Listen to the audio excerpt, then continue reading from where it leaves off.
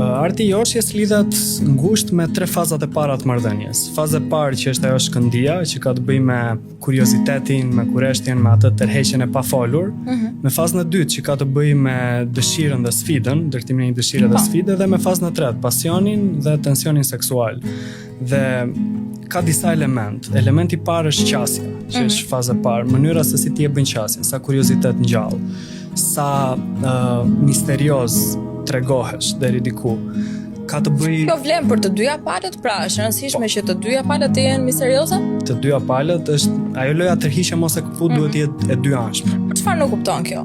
Domethënë, si mund të jesh misterioz, duke le të themi insinuar për të treguar diçka dhe më pas si nuk e tregon dhe e lën personin tjetër që të ta mendoj vetë se si mund të jetë apo? Joshja thellë është të shesësh një përrall, pa e treguar shumë mirë se si është ai udhtimi për të arritur fundin. Të shesësh fundin pa treguar udhtimin dhe duhet jetë të dyja palët, sepse nëse një palë çdon dhe nuk e krijon këtë kuriozitetin, këtë kurreshtjen, atëherë dinamika humbet. Bëhet një palë dhe atij personi tjetër i humbet interesi.